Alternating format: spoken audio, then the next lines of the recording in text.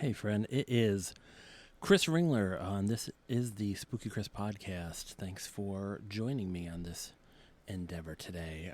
You can find all my blogs and stories and reviews and everything I do, all my little magic, at spookychris.com.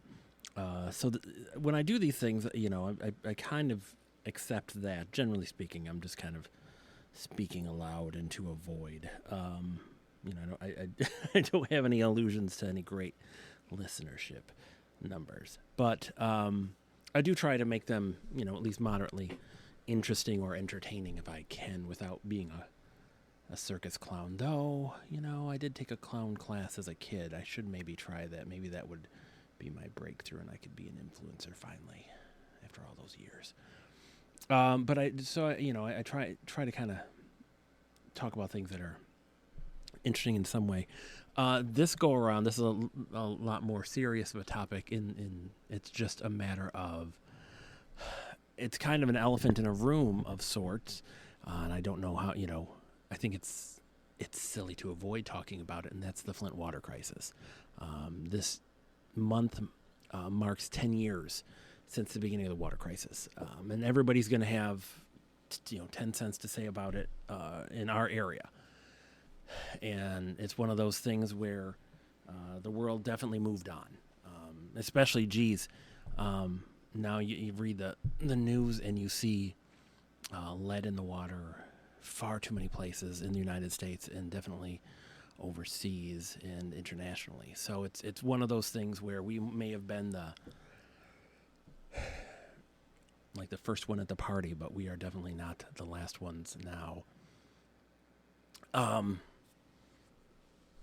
And over these 10 years, you've seen books come out. It was big enough that they made I think it was a Lifetime movie about it, which I still never watched. I watched a few minutes of it, and it was funny because they showed this, like our city council chambers, and it was this big, elaborate, looked like a sci-fi movie set, because it was this big, bright, semicircle area, and it was really just very, very impressive. And which is not at all close to the truth of the fact that ours is in a building that was built in the 70s and looks every inch of its age, and is known more for the arguing that happens within those chambers than the work that they do. So it was interesting, and it was a curiosity, and I can't remember, there was a famous person or two in it, but I can't recall. But I wanted to talk for a few minutes about it. I'm not going to belabor the point because, as I say, the world at large kind of moved on. It's talked about here and there, but more of a shaking of the head, kind of thing, or someone reposting something, from someone else, and people just like, yeah, justice for Flint. So at the time, I'm not even really going to get into the history other than just to say that, it's a lot more complicated than sound bites can ever give it, because the big, the kind of how this all started was the water prices were so high in Flint. I mean, they're still so high for a city that's blue collar city, with a high poverty level, and so the thought was that we would get our water from one of the Great Lakes, and it was from a pipeline that these people owned, and I believe Detroit got their water from the pipeline. A bunch of different municipalities did. So they were going to build their own pipeline, this new entity, and they were going to build it, and we were going to get water from that, and it was going to decrease our costs and stuff. So that was kind of, old lead lines is really the beginning, is a lack of infrastructure. If you want to go way, way back, it's just a matter of our cities. We kind of built everything, and then we don't want to spend on the things we need to. Much like, none of us do. We want to buy the TV, not get our teeth fixed. And Lord knows I am first in line on that group. But, so that's kind of where it really, really started, is just not dealing with the boogeyman under our bed, like our infrastructure in this nation. But yeah, so they were gonna do this, and they were moving, and they were gonna switch water supplies and blah blah blah, and then switching it these old pipes that put all this lead in the pipes, and it was just a big kettle of biscuits. And so our mayor at the time, it ruined him politically because he was the one that threw the switch, and he and I can't remember who else, like some other people, took the first drinks out of the water. And it's just, he was unfortunately the guy front and center. The governor at the time is the one who really, really was pushing for, cutting corners and pushing things, in such a way that got us to where we were. There was, and I remember there was all kinds of, there's too much chlorine in the water, so they had to dial the chlorine back, and then it's not enough in the water, and it was just such a mess. They were using river water, which was purified and everything, and it was, and then that was, everything was exacerbated by the next thing, and there were so many people in line that were covering their butts, that it just became this mess. And I remember, and again, and I'm not going to try to get into the history because it's been a second since I've actually looked at everything, and I'm definitely not trying to misspeak and mischaracterize anything. So I'll just speak to my own truth. But I remember,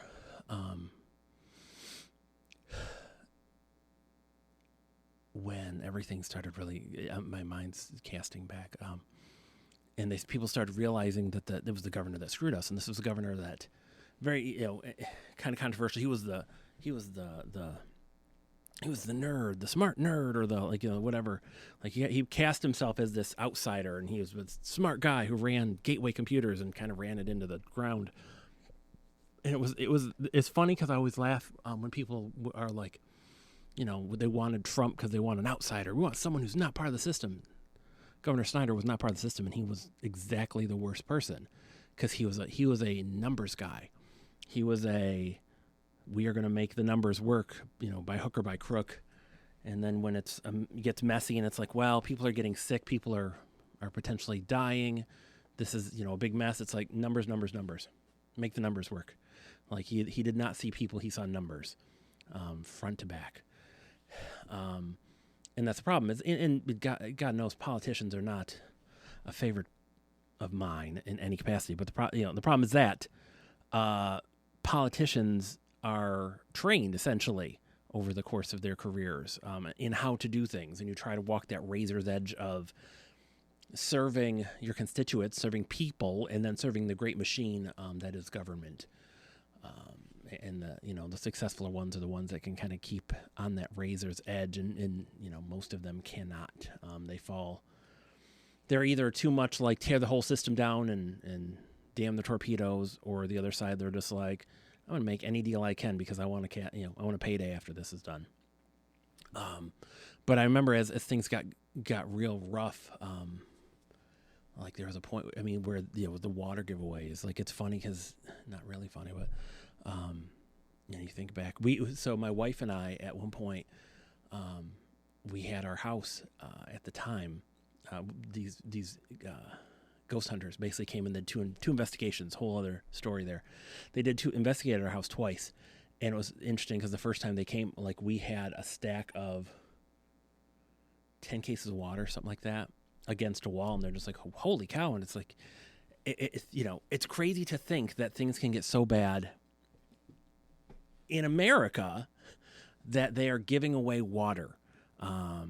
People would call and want to donate, from out of state, and want to donate water. They would want to know how they can send money to help, how they can send water, how they can, it was a point where all of these shysters kind of popped up, and they're like, oh, I have this great idea that'll save the whole city, and it's gonna clean all the water, and it's this one miracle imaginary thing I have, and I'm sure some there's businesses that had this, and they had technology they believed that would help, I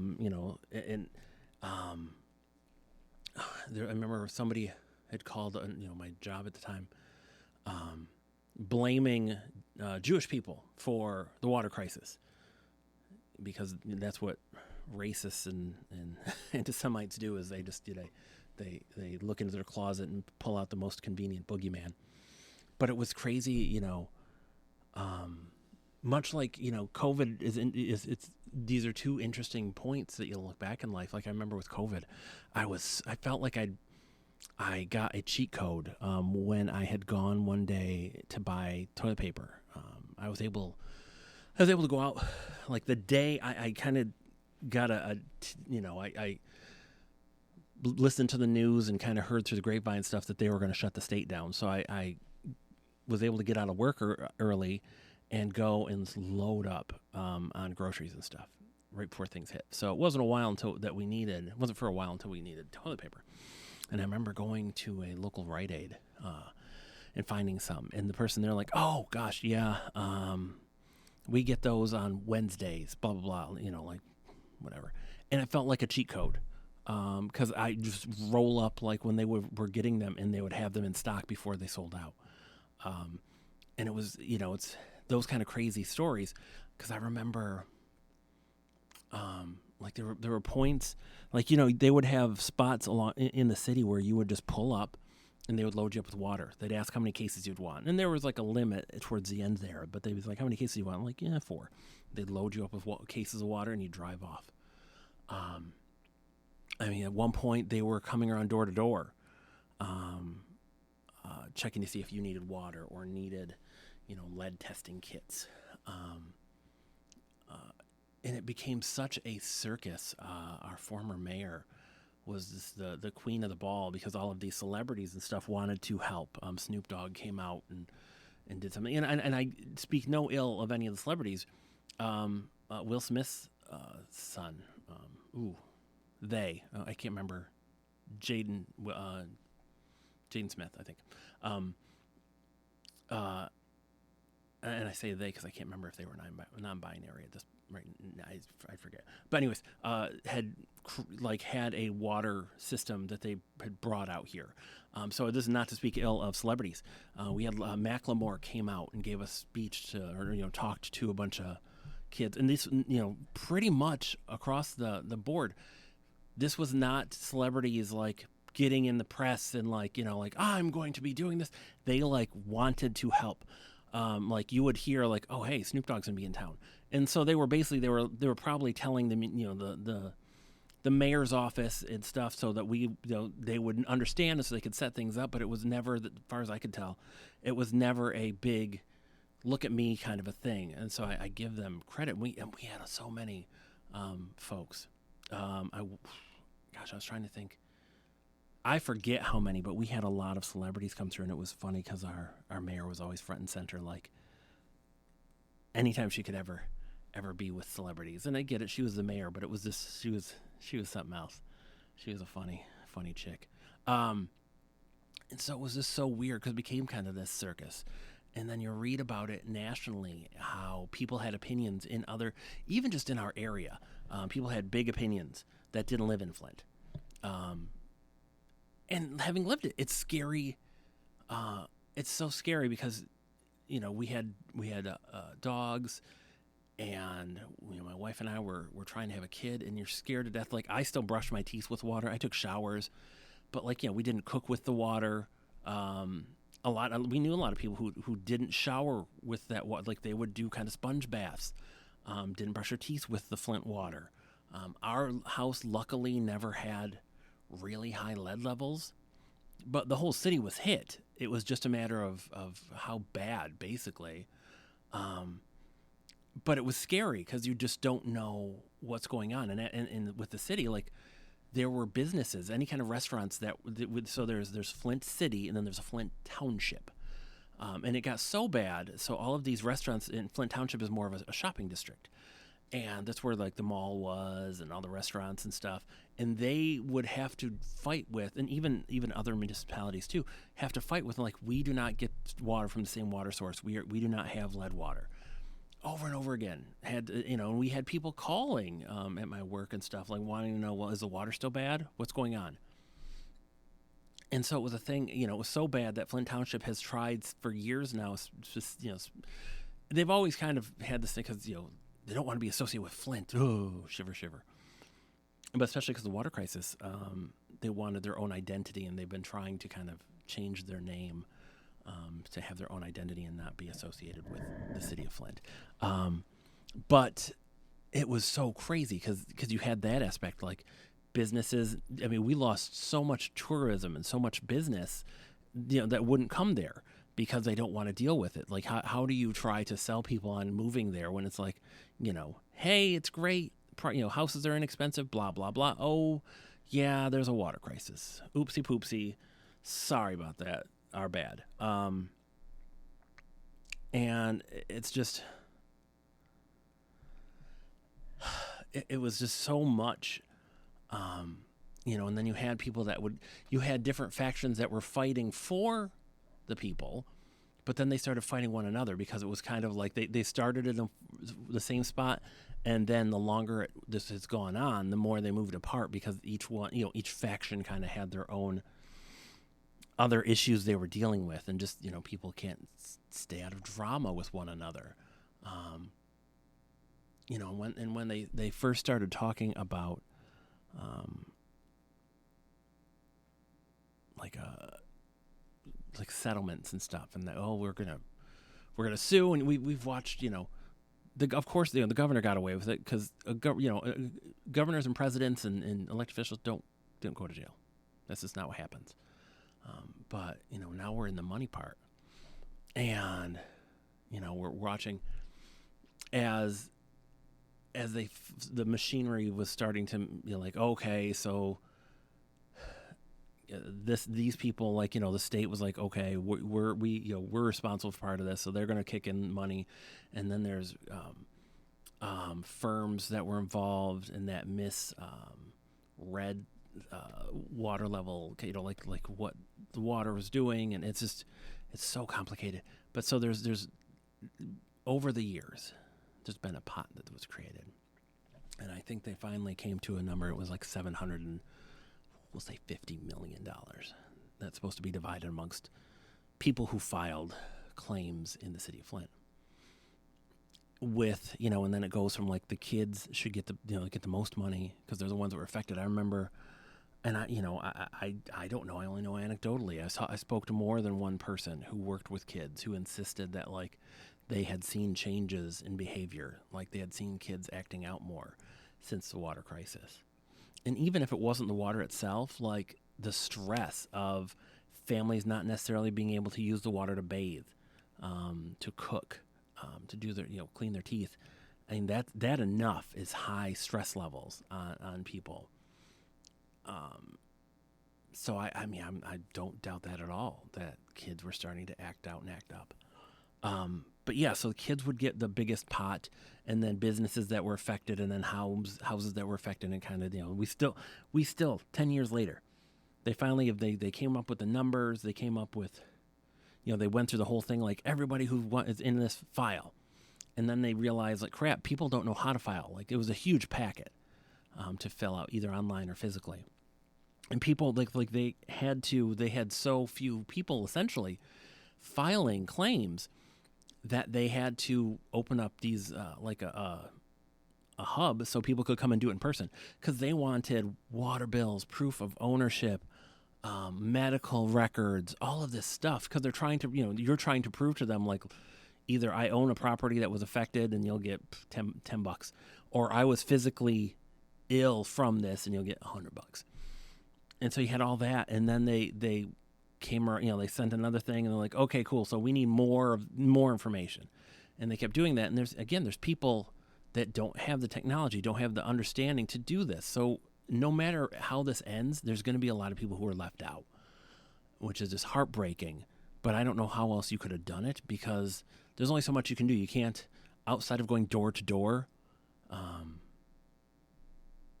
you can't quite. You can't track everybody down. Only hope would have been that the churches and all these, organizations and stuff would have helped people, neighbors, neighborhood associations. So they had to file and stuff, and they came up with numbers and blah blah blah. We are 10 years into this, and they still don't know when any of us could get money. I don't know that I'll get anything as a homeowner, and it's gonna be a bummer, because we went through this. We had a hardship, I don't know what you'd call it, from it.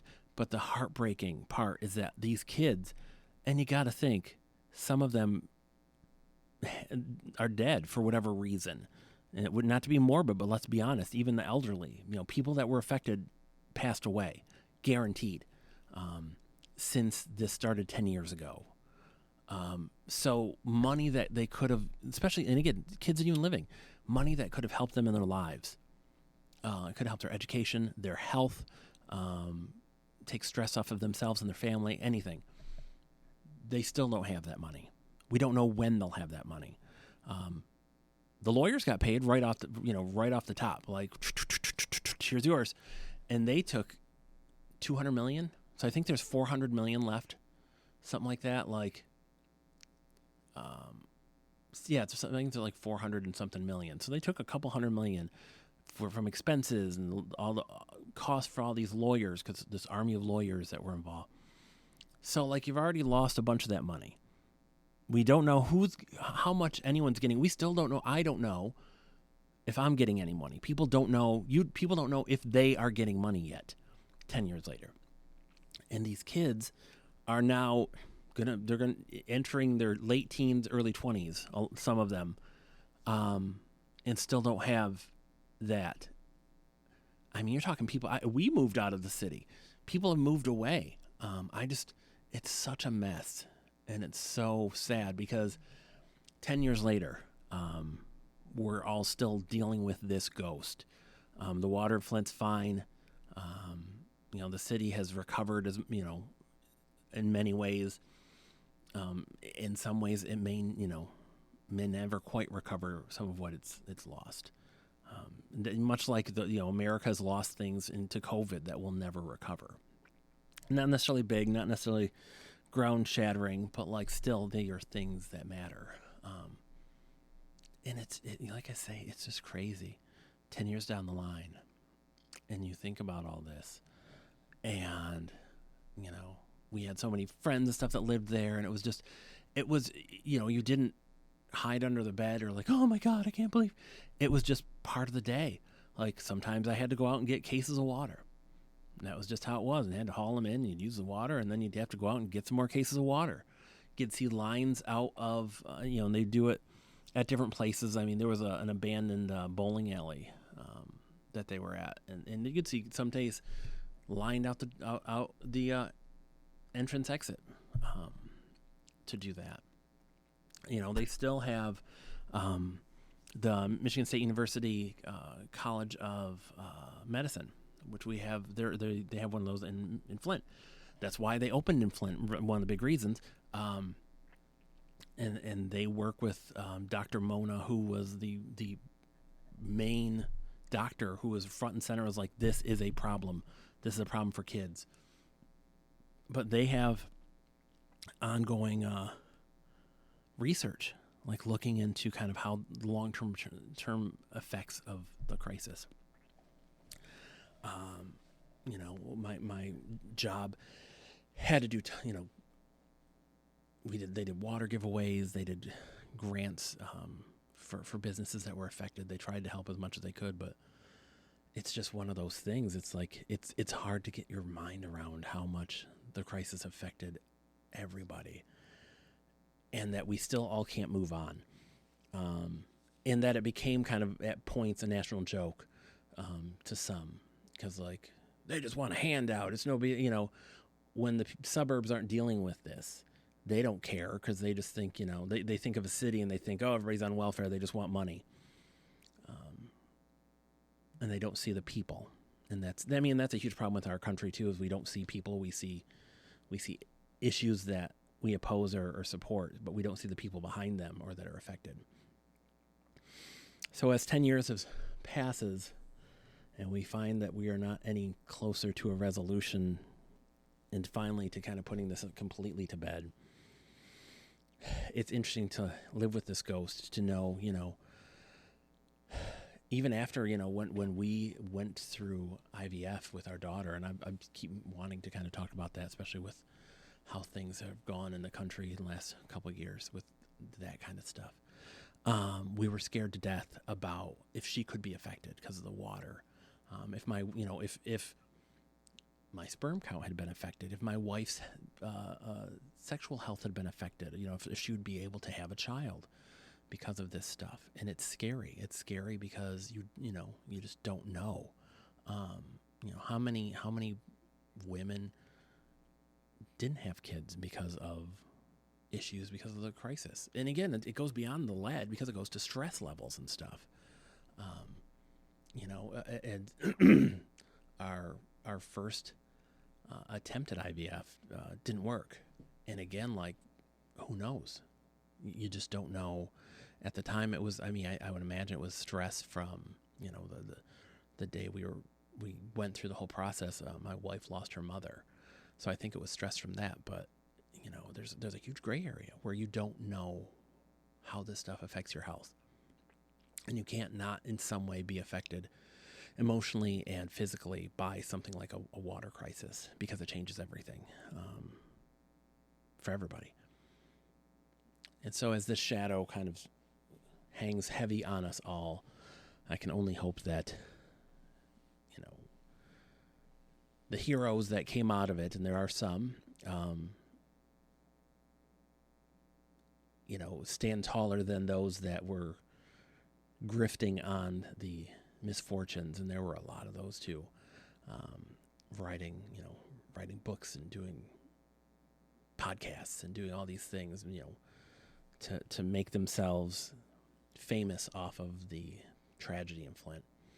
But I can only hope that the smoke will clear sooner than later, and that we'll get resolution, and the people that deserve that money, those kids, will get it and can move forward with their lives and actually really start living and live outside of the shadow of this crisis that has started to affect other parts of our country.